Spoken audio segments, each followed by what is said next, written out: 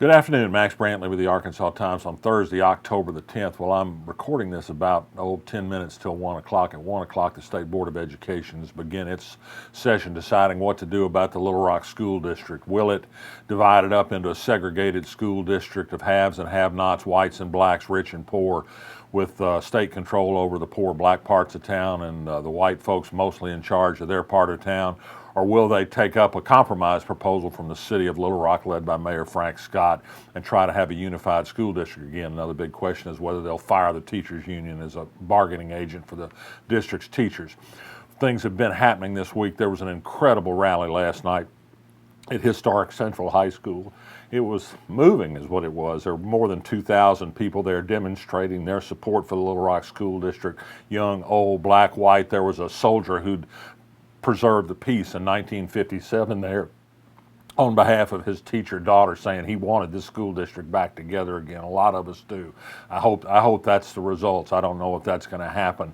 There's a great article about the forces that are at work in public education in Arkansas, specifically the $1 billion Walton Family Foundation, which is set about trying to bust the teachers union and to break Little Rock up into voucher schools, charter schools, and anything but a democratically controlled school board. Kathy Fry, a former employee of one of the nonprofit affiliates of the Walton Education Junta, has been writing on her blog about this, and it's fascinating today. She says they want one thing and one thing only after 3 years working there, and that's to break up the Little Rock School District. She's been writing with a sense of urgency this week for her blog and hopes of influencing the State Board of Education today. The State Board of Education, of course, is controlled by Governor Asa Hutchinson, who's deeply enthralled to the Walton family money.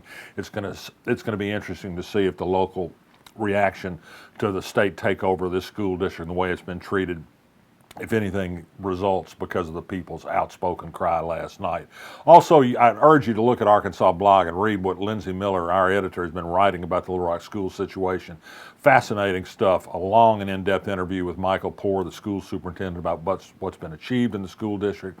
Talk to education experts, really on both sides of the spectrum, but both staunch education defender from UCA and also a member of the Walton Finance School Reform Unit at the University of Arkansas. They see deep flaws in the grading system by which schools are graded on a single letter grade that really gives very little consideration to the types of students that turn up at those schools. What we need in Arkansas is more spending on a more holistic approach to help families beginning at home and through preschool and then into school, not just simply tossing people out as failures because they have a background that makes it hard to achieve. Well, that's my sermon for the day. Let's move on to other things. City Director Ken Richardson, who's had his troubles with the police before, is in it again. He was arrested for obstructing governmental operations. Ken Richardson is black. The police force is largely white. They'd called down Richardson before for being sarcastic to an officer who upbraided him for wearing a Little Rock Police Department shirt. This time, Richardson was observing closely an officer who was having an encounter with a young man in western Little Rock. The officer apparently didn't like it by Richardson's account, ordered him not to video the encounter. The officer can't do that. It's perfectly legal to video somebody out in public. And when he said he'd complained to the chief, he got arrested for his trouble. More details yet to come on that. The state announced today that a 10th medical marijuana dispensary permit has been approved for the Harvest Cannabis in Conway. It'll open tomorrow. Also tomorrow, the Arkansas House of Representatives is going to vote whether to throw out Mickey Gates, the Hot Springs Republican, for 15 years of tax cheating, of failing to pay the state income tax, just the kind of guy you want in the state legislature. They're probably jealous of him. Well, in any event, I've learned that the House has ignored the clear dictates of state law that says you first have to refer a matter like this to the State Claims Commission for a non-binding review.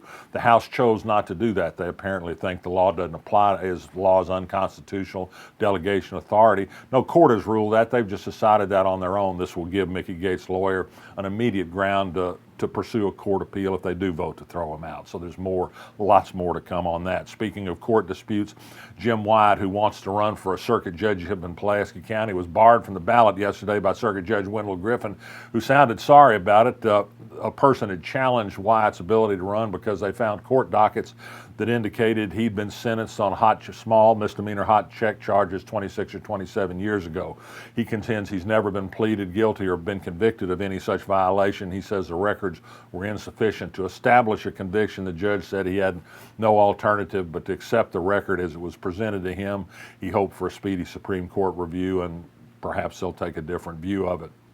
The Attorney General's Office of Arkansas today announced that it had filed 3 lawsuits against online retailers of e-cigarette materials, vaping materials, says that they're not doing what the law requires in confirming that people who are buying these products are of age to buy them. And finally, I'd urge you to take a look at the Arkansas blog today. With some trepidation, I posted an op-ed, a guest column I received yesterday, shortly before Lonnie Parker was indicted for overprescribing opiates and cough medicine full of codeine.